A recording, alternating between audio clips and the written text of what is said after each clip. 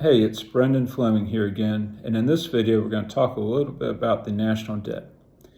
Each year Congress draws up a budget and it gets signed into law, passed and then presented to the president, signed into law, and outlines the spending for the federal government. It shows how much money is anticipated in revenues and how much are anticipated in expenditures.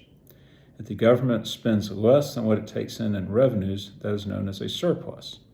If the government spends more than what it takes in revenues, that is what's known as a deficit. One of the best ways to explain this would be to draw an analogy to a household. If a household has, say, $50,000 of money coming in, $50,000 income, and they spend $45,000, the household would have a surplus of $5,000. They could take that $5,000 and they could do even more spending. They could put it into savings. They could do whatever they wish to do with that extra $5,000. Give it away. If that same household that is earning $50,000 a year spends $55,000, they would have a deficit of $5,000. To cover that deficit, they would have to borrow money, such as putting money on a credit card or not meeting its obligations, basically buying something and then not paying the bills when the bills come due. If they choose the latter, that could be very detrimental. They could end up having their wages garnished, being sued, liens placed against their property, and in some circumstances, they could actually be prosecuted for some type of a theft. Now back to the federal government.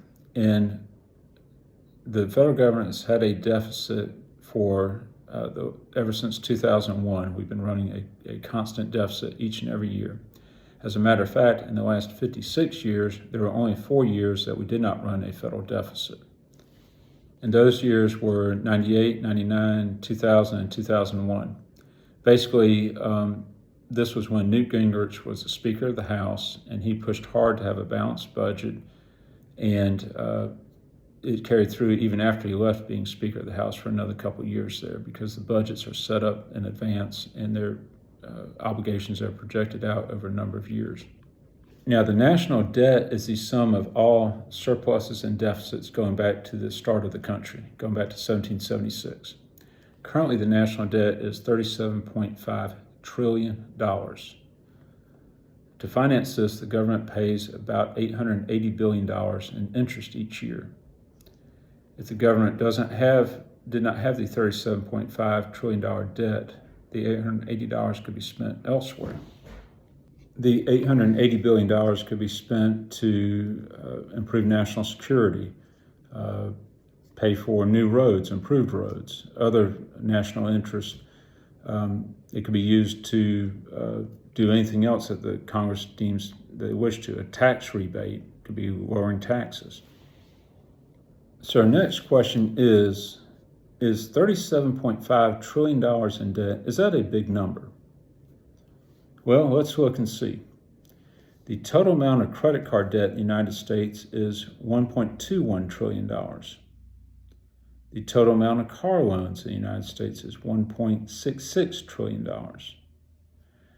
The total amount of student loans in America is $1.7 trillion.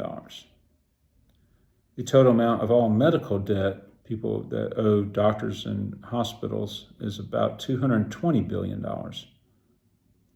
The total amount of all mortgage debt is $12.94 trillion. So the total amount of all consumer debt of all types is approximately $18.39 trillion. So the amount of the federal debt is approximately double the amount of consumer debt. And by the way, the total amount of all business debt, the amount that corporations own to buy plant and equipment and to keep their operations going, is $21.6 trillion. Okay, there are three main problems with the national debt. The first is the amount of money that has to be spent on interest, also called servicing the debt. This $880 billion could be spent elsewhere. Again, it could be spent to lower taxes, to build new airports, seaports, improve national defense, highways, bridges, any kind of obligation that the government has that's needed for the people. One of the hidden problems with that $37.5 trillion is a hidden cost that a lot of people don't see. With all this money that the government is borrowing, it is pushing up interest rates. And what this does is it means when people need to borrow money, say to buy a house or for a car loan or for whatever purpose, the federal government is crowding out the market for loanable funds. And the end result is that the interest rates go up. If the federal government was not borrowing $37.5 trillion, we'd see interest rates drop down and make houses even more affordable for people. One of the reasons why we have the national debt and why we can never seem to get out of this is the way that it is financed. The way that we finance the national debt is we typically use short-term financing and we just keep rolling it over and we never actually pay it down. Think of this, a good comparison would be a person with a credit card and they charge up some bills. They then come along and pay the minimum payment, and which is mostly interest and a little bit towards the principal. And then they charge up some more and they pay the minimum payment and they never really get that debt paid down. Or better yet, a better comparison would be an interest-only loan. They're basically just paying the interest each year. But the federal government is actually worse than that because we're not actually even paying the interest. We keep running deficit after deficit after deficit, which means that $880 billion of interest that we're owing is actually borrowed money. So we're actually not even paying the interest, really. We're just borrowing the interest and reborrowing and reborrowing. And that's what's causing the deficit to mushroom, and which is also causing the debt to mushroom, the national debt to mushroom. Okay, now to tackle the national debt, there are a couple things that must be done. First, the spending must be brought under control. And the way to do that is to determine what a baseline is for one particular year, and then the following year work to cut it back by, say, 1 percentage point, and slowly work that back. This would involve meticulously going through the federal budget and finding programs to cut, to slash. Some programs can be cut, some cannot. Some are obligations that cannot be cut. But in the federal budget, there are a number of obligations that can be cut. So if we do that, find those that we can cut, that'll help work to get the budget in balance. Also, as inflation creeps up, running 2 to 3% each year, if we cut spending by 1%, that'll provide a even more of an impact. And we keep cutting the spending, even as inflation is raising the revenues that the government is receiving. The other thing that we need to do is take this $37.5 trillion and to put it into a long bond of perhaps 30 to 50, maybe 60 years, and have it structured where a certain amount of payments are paid each month until that can get paid off.